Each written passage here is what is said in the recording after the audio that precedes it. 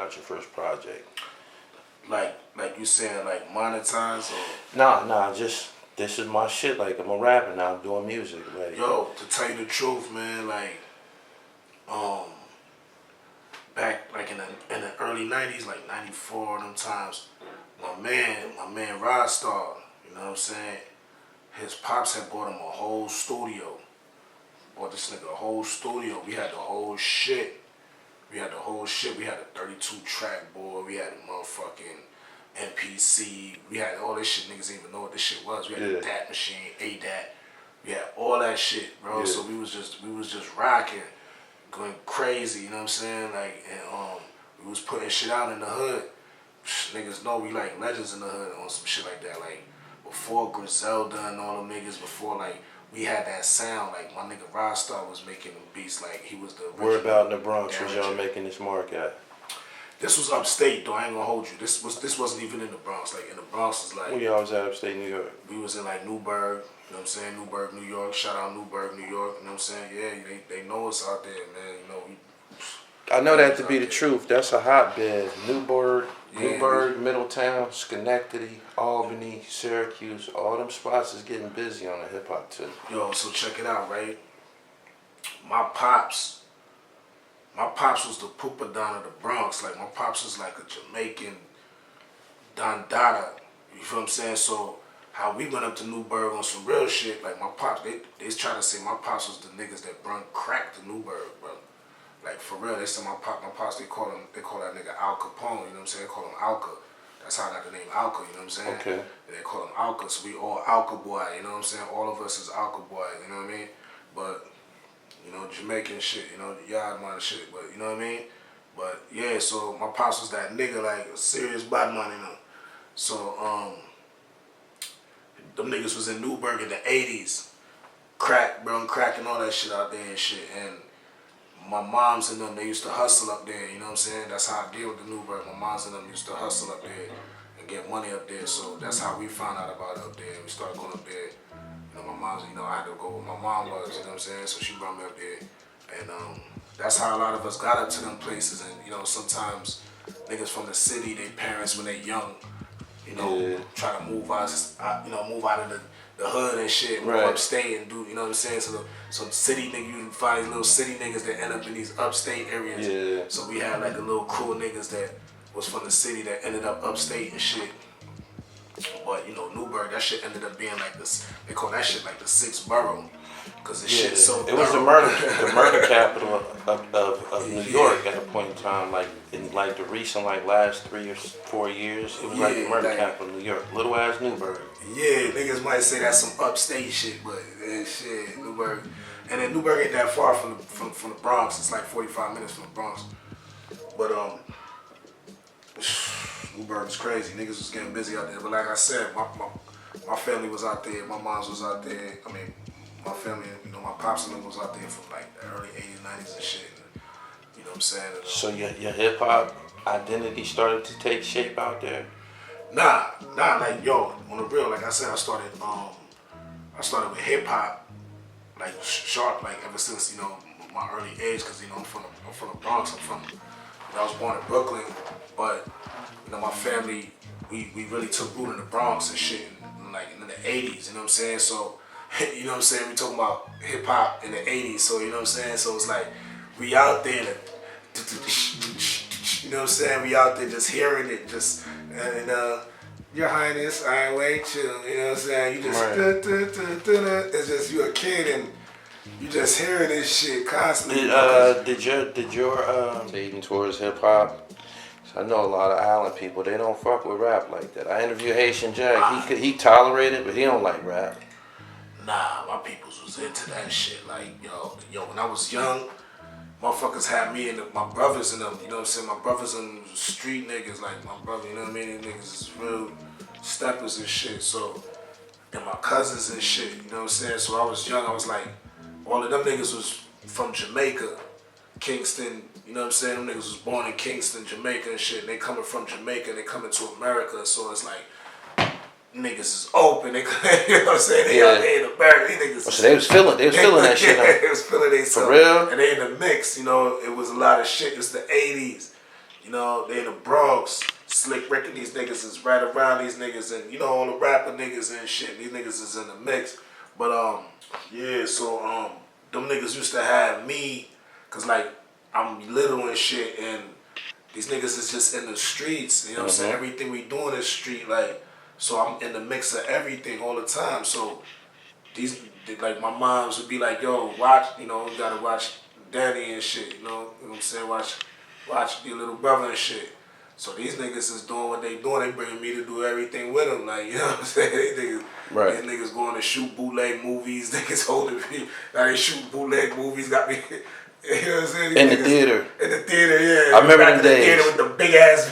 I remember the days. The big ass VHS joints. My nigga is a little nigga. I'm into the culture. Motherfuckers getting up, walking past and shit on the movie. Shit. I'm back like tired as shit. Like, man, it's cold. I want to go to sleep, go home and shit. These niggas got me grinding. Yeah, grinding. Yeah. Making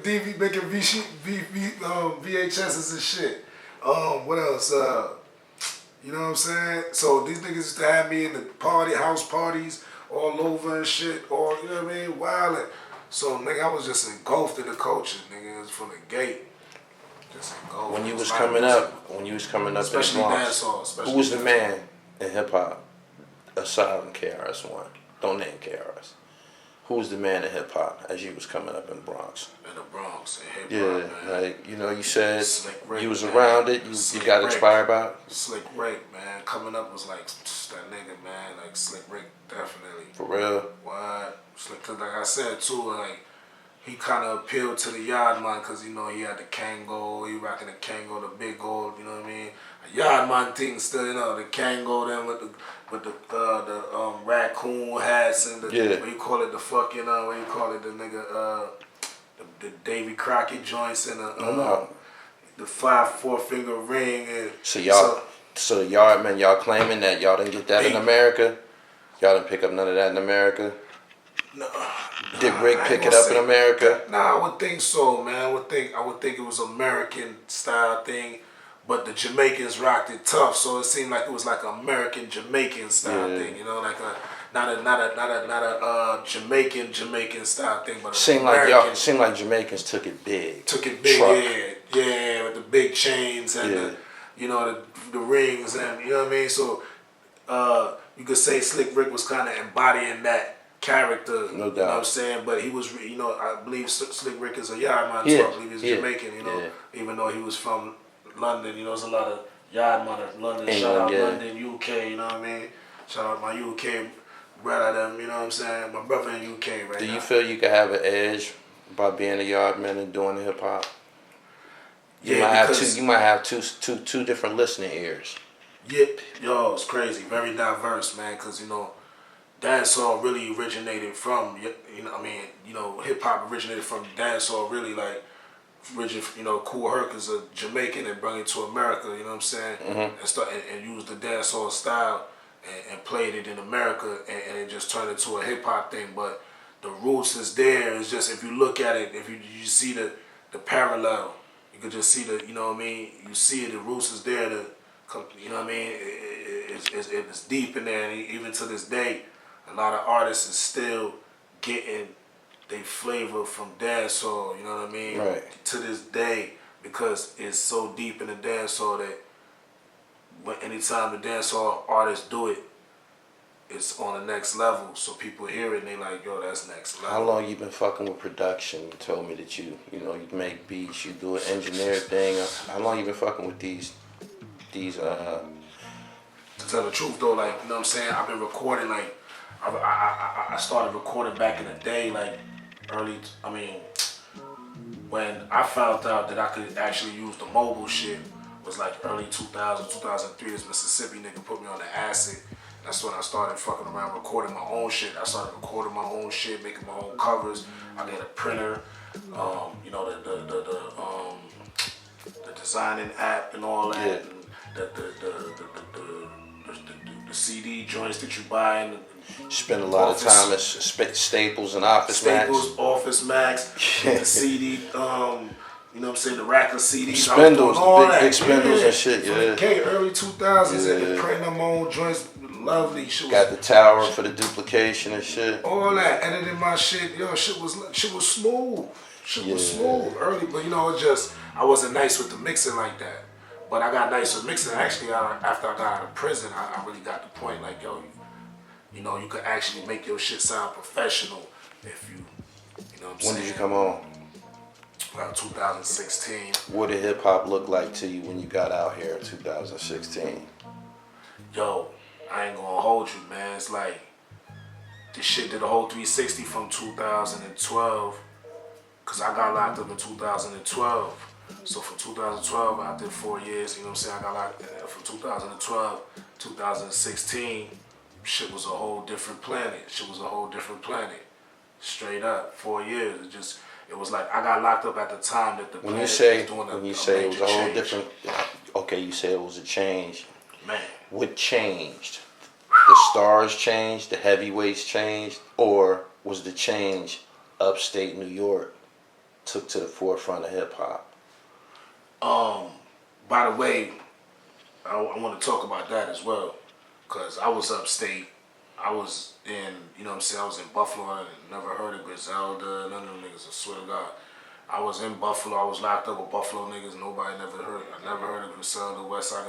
Only niggas we was hearing about up there was 38 Special. That's my word. Yeah. I swear to God, I just never heard of these niggas. No, that's until I came out. that's kind of like closer to the truth to somebody who was incarcerated. Yeah. Because Special was dominant in that region. He was the king in that region, and Benny was actually shout out 38 a part of Trust Gang before he went and did his deal with Griselda. Yeah. He was a part of Trust Gang. He was with Special now. Yeah, I didn't really know about that shit. You know what I'm saying? I ain't gonna hold you, but being in prison, I learned about it. But I was just saying, like, you would hear, like, you know what I'm saying? Because I was locked up with, you know, Buffalo niggas, like real Buffalo niggas. You know what I mean? Yeah. I was even locked up with a nigga that was fuck with 38 Special tough. But yeah, I just never, you know, no disrespect to Griselda. I just never, you know what I'm saying? I didn't hear nobody, you know what I'm saying, talk about them. But it was just 38 Special, whatever. But yeah, so you know, like you were saying something about you came home to them in power, basically. Yeah. No. So the things that changed though, on the real though, shit that changed was like everything, man. Everything changed. The whole world did a whole 360. Like when I went in, put it like this. When I went in, the price of some loud in New York was like still 4 or 5 racks. You know what I'm saying? Niggas was still moving. Shit was still moving. My plugs, my connects, everybody was still. When I came home, everybody retired. Like everything was in disarray. Is that because of the legalization?